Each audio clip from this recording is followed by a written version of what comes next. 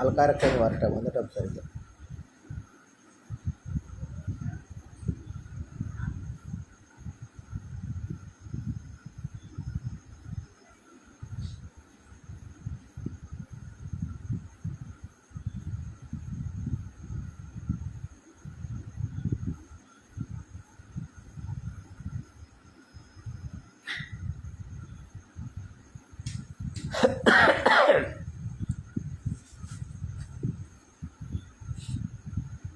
സ്വാമി ശരണം. കേൾക്കാൻ പറ്റുന്നുണ്ടോ? ഞാൻ പറയുന്നത് കേൾക്കാൻ പറ്റുന്നുണ്ടോ? ഫാനിൻ്റെ ഡിസ്റ്റർബൻസ് ഉണ്ടോ എന്ന് അറിയാനായിരുന്നു.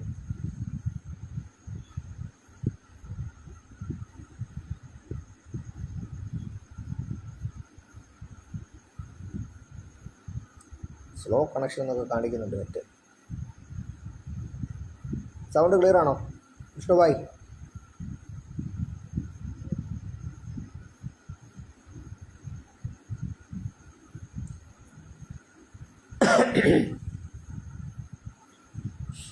ഓഡിയോയുടെ കാര്യത്തിൽ സംശയം, അതുകൊണ്ടാണ്.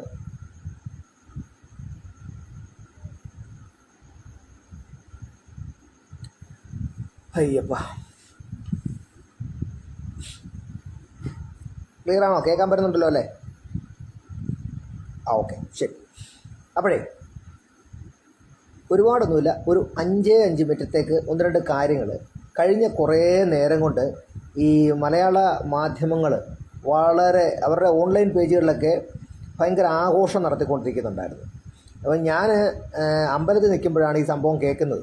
അപ്പം അതൊക്കെ കഴിഞ്ഞ് വന്ന് സമാധാനമായിട്ട് വീട്ടിലൊക്കെ വന്ന് ഭക്ഷണമൊക്കെ കഴിഞ്ഞതിന് ശേഷം സ്വാമി ആയതുകൊണ്ട് അമ്പലത്തിലൊക്കെ പോയിട്ടൊക്കെ വന്ന് ആട്ടെന്ന് വിചാരിച്ച് സമാധാനമായിട്ട് ഒന്ന് രണ്ട് കാര്യം മാത്രം ഈ പന്തളത്ത് നിന്ന് നടന്ന വിഷയവുമായി ബന്ധപ്പെട്ട് ഈ പരത്തുന്ന വിഷയങ്ങൾ, പറഞ്ഞു പരത്തുന്നതും സത്യാവസ്ഥയും തമ്മിൽ ഒത്തിരി അന്തരങ്ങളുണ്ട്.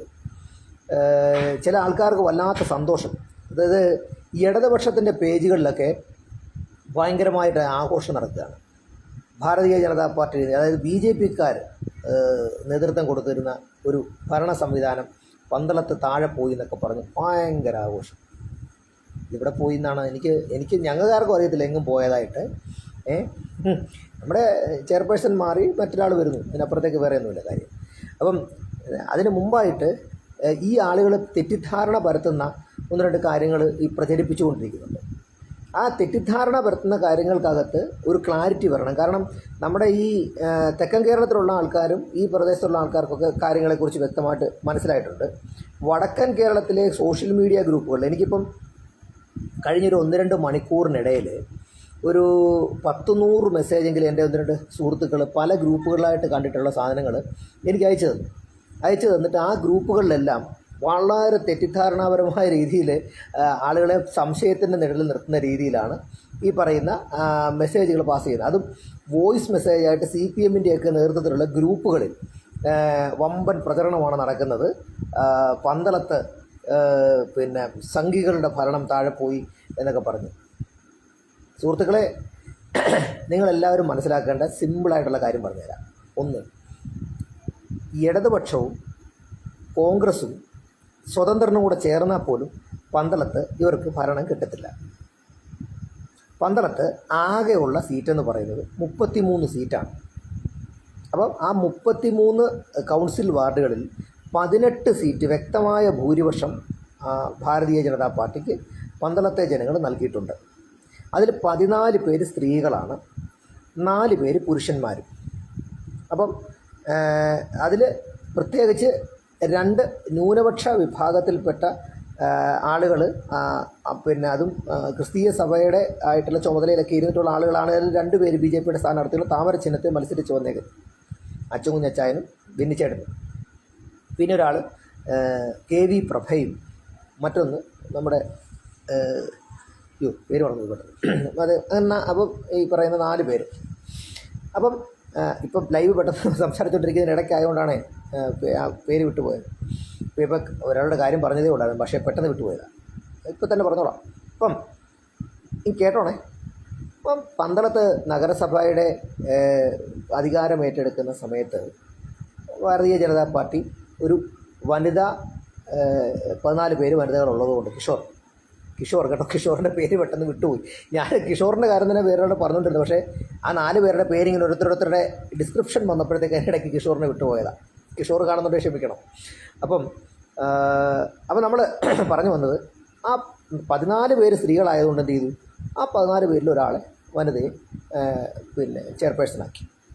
ഒരാൾ രമ്യ ചേച്ചി അവിടുത്തെ പിന്നെ ഇതുമായി, ഈ പിന്നെ വൈസ് ചെയർപേഴ്സണായി. അപ്പോൾ 4 കൊല്ലം ഭരണം നടന്നുകൊണ്ടിരിക്കുന്നതിനിടയ്ക്ക് പരമാവധി കുത്തിത്തിരിപ്പിൻ്റെ എല്ലാ പരിപാടികളും ഇടതുപക്ഷവും കോൺഗ്രസും നോക്കി. അപ്പോൾ അതിനോടൊപ്പം അവർക്ക് വേണ്ട ഹെൽപ്പിന് വേണ്ടി പന്തളത്തെ ചില മാധ്യമങ്ങൾ, ഞാൻ പറയുന്ന പന്തളത്തുകാർക്ക് കൃത്യമായിട്ട് ആരാന്ന് മനസ്സിലാവുകയും ചെയ്യും, ആരൊക്കെയാണെന്ന് മനസ്സിലാവുകയും ചെയ്യും. പന്തളത്തെ ചില മാധ്യമങ്ങൾ, പന്തളത്തിന് പുറത്തുള്ള ചില ആളുകൾ, അവരെല്ലാം അവിടെ കൂടി ചേർന്ന് അതിനിടയ്ക്ക് പണിയാവുന്ന മാക്സിമം പണികൾ പണിയും. അവരെന്തെങ്കിലും ഒരു പദ്ധതി ആവിഷ്കരിച്ച് കൊണ്ടുവന്ന സമയത്ത് അതിനെ തടയിടാൻ ഏതൊക്കെ വിധത്തിൽ എന്തൊക്കെ കാട്ടിക്കൂട്ടാമോ ആ കൊള്ളരുതായ്മ മുഴുവൻ അവിടെ കാട്ടിക്കൂട്ടി. അതിനിടയ്ക്ക് മാധ്യമങ്ങളിൽ വന്ന പലതരത്തിലുള്ള വാർത്തകളും ശുദ്ധ അസംബന്ധമായിരുന്നു. അപ്പം അസംബന്ധമെന്ന് പറഞ്ഞാൽ പോരാ, അങ്ങേ അറ്റത്തെ കൊള്ളരുതായ്മയായിരുന്നു.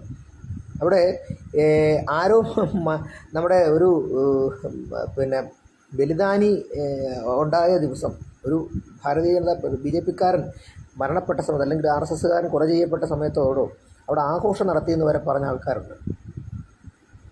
അവിടെ എന്തൊരു മര്യാദകേടാണ് അവിടുന്ന് ഈ അകത്ത് നടക്കുന്ന കാര്യങ്ങളിലെ യാഥാർത്ഥ്യം എന്താണെന്നറിയാത്ത രീതിയിൽ പുറത്ത് പ്രചരിപ്പിച്ചുകൊണ്ടിരിക്കുക. അതേ രീതിയിലാണ് ഇപ്പോഴും ഇത് നടത്തുന്നത്. വ്യക്തമായ ഭൂരിപക്ഷം BJP-ക്കുണ്ട്.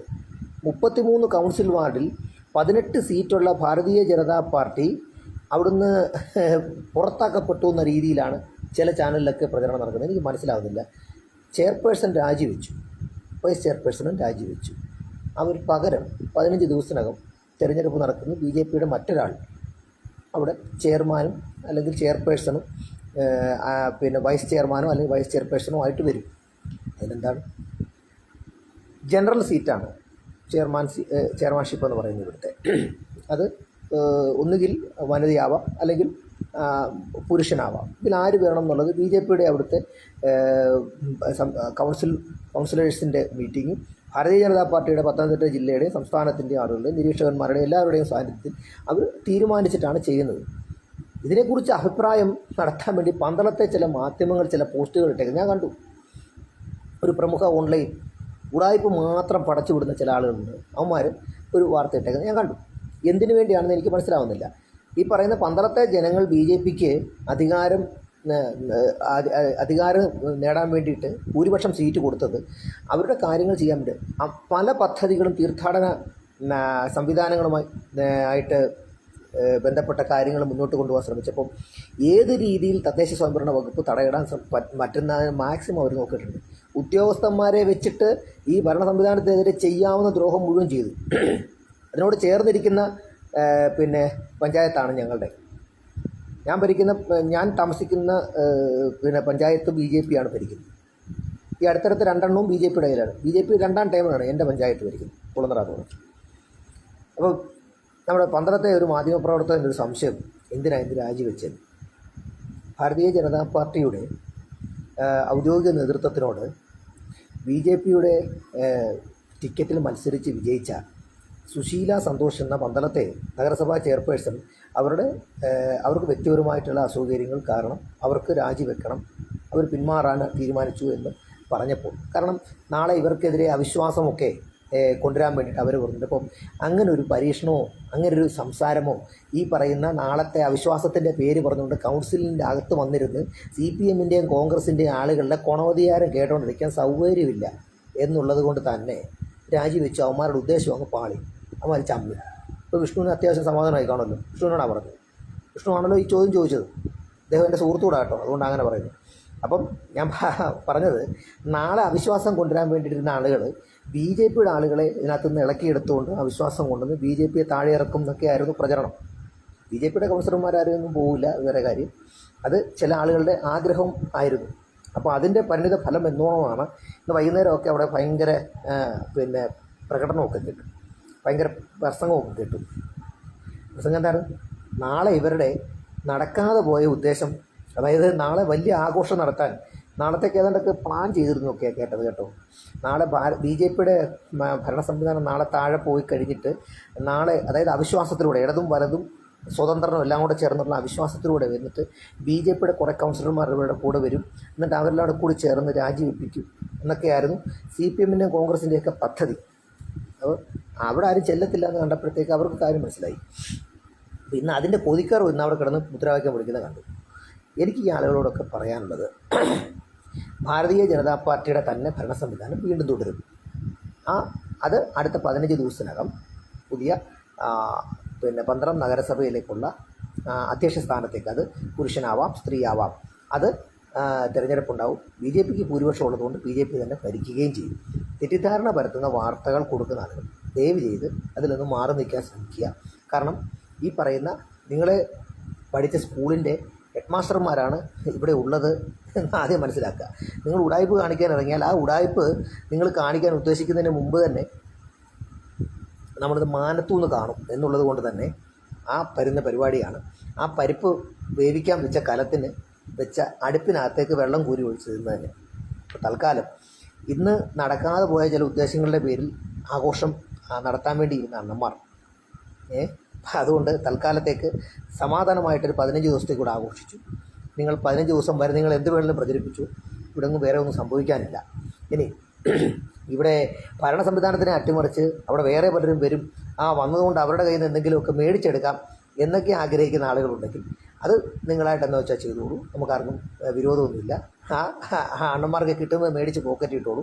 പക്ഷേ ഭാരതീയ ജനതാ പാർട്ടിയോട് വിധേയത്വമുള്ളവരാണ് പന്തളത്തെ ഈ പറയുന്ന 18 കൗൺസിലേഴ്സ്.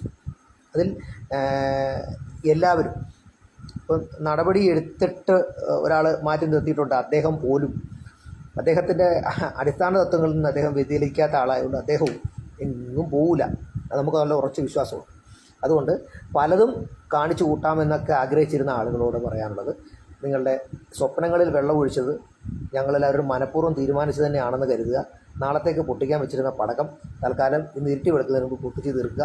എന്നിട്ട് ഇപ്പോൾ ശബരിമല സീസണൊക്കെ അല്ലേ, പന്തളത്തുള്ളതല്ലേ, തൽക്കാലം 10 ശരണം വിളിക്കുക, കിടന്നുറങ്ങുക.